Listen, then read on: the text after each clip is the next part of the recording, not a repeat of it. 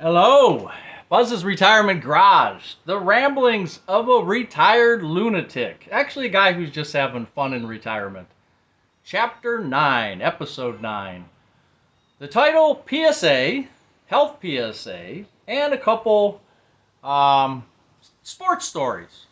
And the reason I chose today to do sports stories is because Steve over at Steve's Retirement Corner was recently talking about his baseball cards because we just lost Willie Mays, great baseball player, and he was showing a couple of his Willie Mays cards on his channel, and talking to him on the comments, he had bought and sold cards in his youth or later years to help support the family. So he was big into sports, and I thought, hey, I've got a couple, not like that, I don't collect, but I've got a couple stories to talk about, which I thought are just kind of interesting. You may not find it interesting, but I certainly did. I only have really 2.5 stories, okay?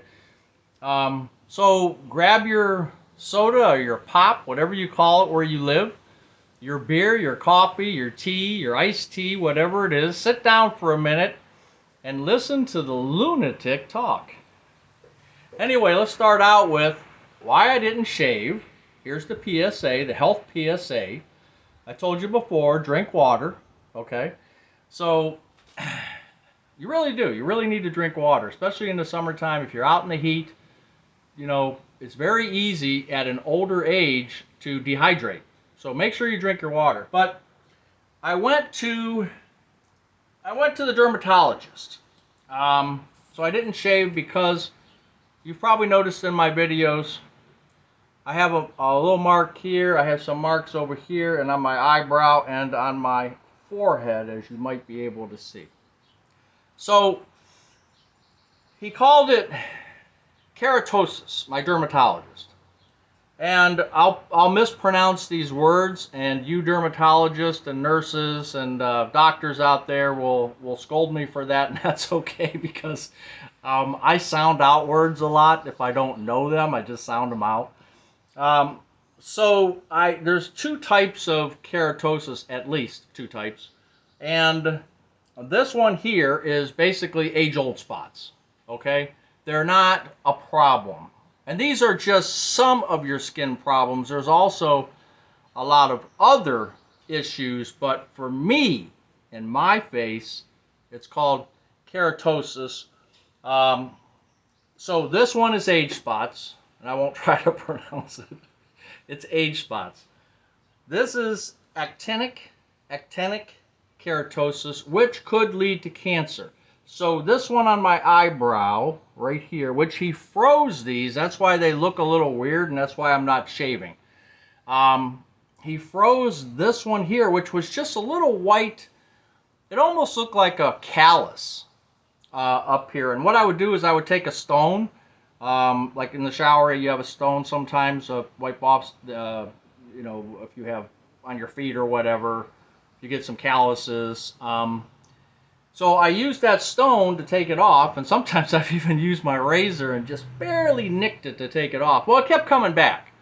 So I asked the doctor, and he says, yep, that's actinic keratosis, and we need to freeze that, okay? The rest of it that I had, and that was here on the side of my face here, if you can see it, it got frozen, and on my eyebrow. The other one on my head, and then there's another spot over here.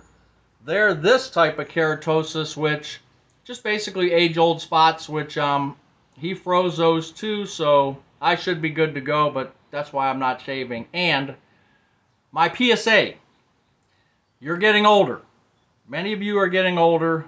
Don't disregard changes in your skin. Maybe you won't have any issues, but as we age, we're going to get spots, and we're not doctors, we're not dermatologists, we don't know all the time which one is precancerous, which one is not. So, hey, go to the dermatologist. It only takes 10 minutes for him or her to look over your body and check it out. Not a big deal, but do it. I mean, if you're on Medicare, or if you're on it, at least have health care, go to the dermatologist at least once a year. I go twice a year because, I had cancer 10 years ago. I'm just a little bit leery about everything when it comes to cancer, so I'd rather be safe than sorry. Why not spend a couple bucks just to make sure everything's cool, right? That's my PSA. Now, the good news. There is some good news. Grandma's Pocketbook. I like her. She's been putting out some videos, and she's around 690 or 700 subscribers. I'd like to see her get to 1,000 so she can get monetized. She gets some views and some subscribers, and she's a really nice lady, smart lady. So if you get a chance and you have room in your subscription file, subscribe to her, Grandma's Pocketbook. Just a really, really great lady. Take a look. Tell me if I'm wrong, but I don't think so. All right, so 2 sports stories. 1, when I was working at MTD, Modern Tool and Die, one of the ladies, now I'm going to put these are my stories as I know them. Whether they're true or not, I'm not embellishing anything, but these are my stories. If I got wrong information somehow, somewhere, forgive me, but I don't think so, but you never know. So I was working at MTD, and we had this lady who was in our department, and I was at the time a cycle counter. So what that was is people would put, like we built lawnmowers, and I'll keep this short, but we built lawnmowers. So on a lawnmower, you have a lot of nuts and bolts, and you have the blade, you have rubber grips, you have plastic, you have all types of parts, and a bill of material has to be created. Now back in those days, you had a bill of material that was set up, and then we had just cardexes. So you'd pull out a drawer and you'd write down the inventory, and then every day after production was finished and they built 500 units, you would take 500 off of the inventory, or 1,000 if there was 2 per unit, etc., etc. So my job was to go out and make sure that if there was supposed to be 1,000 widgets on the floor, 1,000 quarter-inch quarter nuts or whatever, screws, we had thousands of different products. I would have to go and count those products to make sure that they were correct. Because if a bill of material is set up and it's incorrect, you'll either have less inventory or more inventory than what you're showing, and that could cause a line shutdown. So that was part of my job. Anyway, she was in that department. We had the shipping guy in there. We had a quality guy, me, and another guy who was a traffic guy, okay, for our local trucks. So we had about 4 or 5 people in this room, and one day Donna brought in a bunch of memorabilia. So this was when Art Modell, for the Cleveland Browns, this was when Art Modell left Cleveland for Baltimore. Took the team, left to Baltimore. Donna's mother was a maid in his, I think it was Waite Hill mansion, Art Modell's mansion.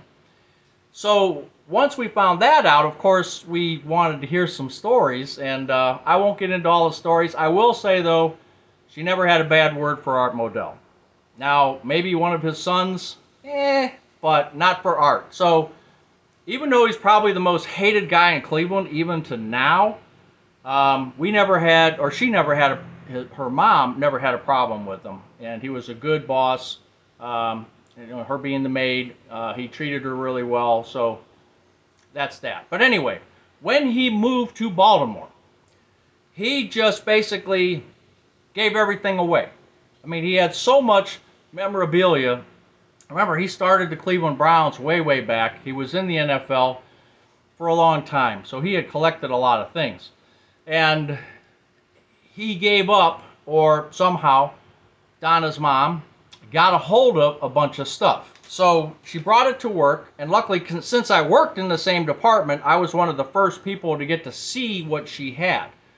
So being as coercive as I was, I wanted to get something I wanted to grab something before. I mean, that's just interesting, right? I wanted to grab something before she gave it all away. I mean, we were a plant of, on first shift, I think we had 300 people. So probably the first person she saw, yeah, here, take this, take this. So I wanted to get in there and get my little grubby fingers in there. And what I got was, I couldn't get 1964. Let's see if I can get the glare out of there. But I got the 1965 Hiram College Training Camp picture. This is supposedly right off of Art Modell's hallway wall in his mansion that was in Wade Hill, Ohio. So this had 1965. She had the 64, but actually in 65, the Browns had a better record by, I think, 1 game. They played the Packers in the championship game. Remember, in 64, the Browns won the championship game. In 65, they played the Packers and lost. And that was the last year of Jim Brown. Jim Brown is in this picture. Let's see if I can do this without dropping everything, because this is glass on the front here. Try to get that glare out of here. Jim Brown, of course, is number 32, right there. Lou Groza, the kicker for the Browns, is buried in a cemetery 1 mile from me. Lou the Toe Groza. And this team was a good team, but this was the last year of Jim Brown. He went on to do the movies and got into Hollywood, etc., etc. So look how this is typed out. 1965 Cleveland Browns. Blanton Collier was the head coach at the time. Nick Skorich is on there too. I think he became a head coach. This was Paul Warfield was in this picture.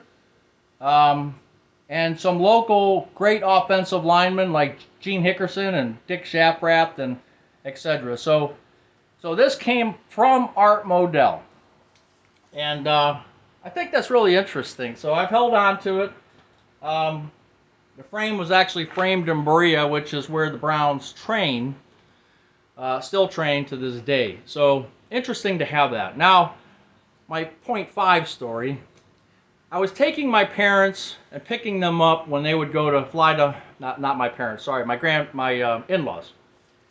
I was taking my in-laws to the airport, Cleveland Hopkins Airport, they would fly to Vegas every once in a while, and one day I was picking them up, and it was a dark and stormy night, as the writer would say, and I had their station wagon, which I wasn't familiar with, but they dropped the car off at my house, and then I used the car to pick them up, so they didn't have to. We didn't have Uber back in that day. We only had taxis, so they relied on family and friends to pick them up and drop them off. Otherwise, they'd have to pay whatever the cost was for parking, right, at the airport. So I went to pick up them. They had just returned from Vegas, and it was rainy. The wipers were crap. They were just, I couldn't barely see out. And I'm looking, of course, as you're inching along, right? And you're looking at, when you're the inbound, you have American Airlines, you have Delta, you have Southwest, you had whoever. And I knew which airline they were coming in on, but that doesn't always mean that's where they're going to be standing. So I'm looking, and I'm just, I'm trying to drive with one eye looking forward and one eye looking this way, and that doesn't work real well unless you're Marty Feldman. So, and I'm trying to do the best I can, and all of a sudden, no lie, walking right in front of me, I mean, just didn't even look, this guy comes out wearing a dark black leather coat. He's got black pants on. So remember, it's dark. It's raining. The wipers are... This guy walks right in front of me. The only reason I saw him, I think, was because he had a colorful skull cap. And you know who wore that colorful skull cap? None other than Jim Brown. I slammed on the brakes, and this guy just kept walking like his stuff didn't stink. And I know he was probably just, getting off the plane after their game or whatever they were doing. I don't even know if there was a game. I don't know where he was at. He traveled a lot, did a lot for volunteerism. I mean, you can look him up if you don't know who Jim Brown is, and he was a character, let me tell you. But he just walked by, and I sat there for, man, I must have sat there a good 30 seconds. And almost my life flashed in front of me. Could you imagine me hitting Jim Brown and breaking his leg or hurting his hip or putting him out of commission? My name would be forever associated as the guy who took him down. Now, of course, this was well after his football career, after his movie career, but still, he's a legend and will always be a legend in Cleveland. And for me to be the one that hits him with a car, oh my. So, yeah, that was, I'll never forget that. Just never, never, never. So, now let's switch sports. And we'll end it with this. I was at work one day, and it was 2016, and I got a call. It was about 3 o'clock, 2:30, 3 o'clock in the afternoon. And I got a call from a salesperson who worked for a company who had a loge at Cleveland Indians, at the time, Cleveland Indians Stadium. And his company had a loge. And what he was trying to do, because it was the World Series, it was Chicago against Cleveland. Two teams that has been a long time since they've won a World Series, if you guys remember that. Game 7. My phone rings. I'm sitting in a conference room with the controller. We were going over something, and this guy says, "Hey, I'm trying to sell these tickets. The Cleveland Indians don't want us doing this," or whatever. "I have 8 tickets that I have to get rid of now." Now remember, the game started like 7:30, 8 o'clock at night. It's 3 o'clock in the afternoon. So he's struggling to find people. And unfortunately, or fortunately for us, he gave us a call. And he said, "Do you and Jim," which we were sitting together, which was odd, "do you and Jim want to go to the Game 7 World Series?" There was 2 decisions to make, right? First decision was, do we say yes or no to going to the World Series, Game 7? The answer, in a loge, upper deck loge, the answer to that one very quickly was yes. And again, fortunately or unfortunately, Jim wanted to go. So the second was to call my wife and say, "Hey honey, I only got 1 ticket. Are you good with that?" And fortunately for me, she said, "Hey, once in a lifetime opportunity, yeah, I'd like to be there with you. It'd be great, but if you only got 1 ticket, go and have fun." And that was the toughest call I had to make. And I still felt like, man, gosh, if they won, really, I have to be with Jim? Jim, if you're watching, sorry about that. I mean, I would have rather have been with my wife, but they didn't win. So, too bad, right? But here's the story.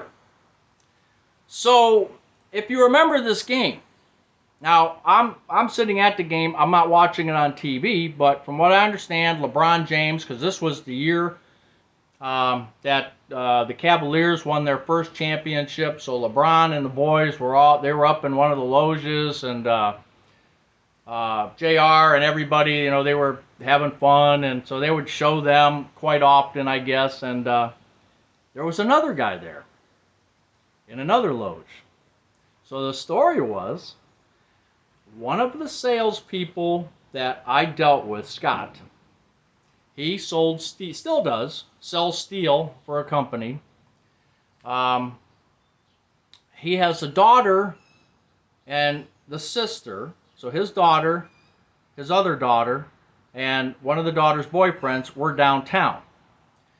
There was a news channel where one of the guys at the news channel worked there and was in the news channel loge. He found out that they were downtown, so he invited all three of them up to the loge. Well, the two didn't care about baseball, didn't care about Game 7, evidently. So the other one, who was the third wheel anyway, said, yeah, I'll come up there. I think it was an uncle. Yeah, I'll come up there and see Uncle and watch the World Series. Yeah, that'd be fun. Since they were downtown already, so she scooted over there. I don't know if Scott and his wife, sitting at home, even knew that she was at the game. So she's sitting in a loge, and guess who shows up to that loge? Charlie Sheen. So, you remember, this was back when Charlie Sheen was drinking Tiger Blood, and he was whatever. You know, he was kicked off of 2.5 Men, and that's when Ashton Kutcher took over, I believe, and so he was at the loge. So I didn't know this until much later, but they showed Charlie Sheen there sitting next to Scott's daughter in the loge. So, of course, it was all about Charlie Sheen. And Scott's not even watching the World Series, him and his wife. They're at home. They're not watching it. All of a sudden, their phones are blowing up. I mean, her phone, they're just, people are calling left and right. Hey, your daughter's sitting with Charlie Sheen. And they're like, what are you talking about? So they turn on the TV, and I guess Charlie was shown a couple times. And supposedly Charlie had this necklace on. Some type of necklace, I don't know what it was. And in the next shot, that necklace was on their daughter. So now they're freaking out. They're like, what are you, they're trying to call her, and they're like, what are you doing sitting next to Charlie Sheen? Are you nuts? And I remember the girl, she wasn't like 30 or, you know, she was a younger girl. I think she was over 18, but she was younger. I don't remember that part of the story, but regardless, she's with Charlie Sheen sitting there, and they're just freaking out. They're like, holy cow, what are you doing? You know, so be careful. This guy's got a reputation. Just, hey, stay away. So the end of that story was he actually, according to the sources, he was actually thrown out of that loge because he tried to go to the bathroom when somebody else was in there. I don't know the whole, and I'm not, don't relay this to anybody else, because I don't know if that's true or not, but the rumor was he was thrown out of the loge, told to go somewhere else. That's what I know. So those are my sports stories. I just thought they were interesting. You know, I got to go to this Game 7. They lost. The whole Charlie Sheen thing. The Cavs had won the championship, and I almost hit Jim Brown. So, Buzz's Retirement Garage. Have a good rest of the weekend, and we'll talk to you again next month.